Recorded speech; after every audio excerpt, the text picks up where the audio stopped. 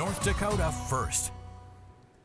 Now it's time for Ag Watch. As always, Chief Meteorologist Kenny Miller is breaking down and taking a look at our overall ag situation here and across the state. Take a look.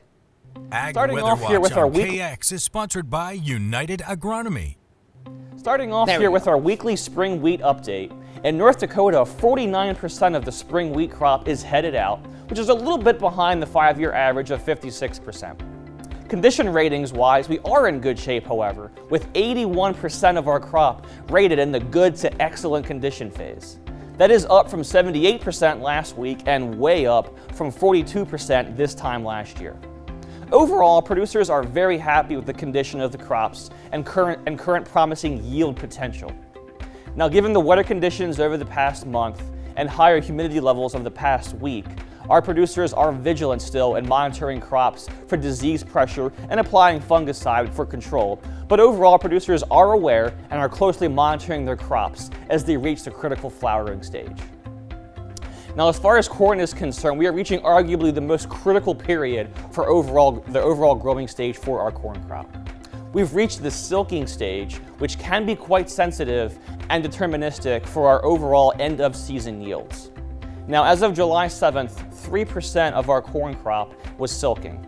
Typically, by the time July is over, approximately 75% of the corn crop is typically pollinating. So what that means is we need to go from the current 3% to somewhere in the 75% range over the next several weeks, which just highlights how crucial this stage is.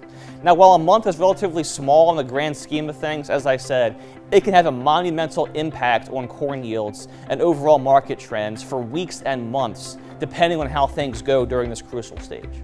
So again, 3% of the state's corn was silking as of July 7th. Comparatively speaking, this is a decrease of 4 points compared to this time last year and 1 point shy of the 5-year average. Now, 65% of the corn crop has a good condition rating, which is comparable to our number from this time last year. The recent dry weather came at an absolute perfect time for our corn crop, and we need much more of that over the coming weeks, but we do need to avoid that prolonged dry and hot period.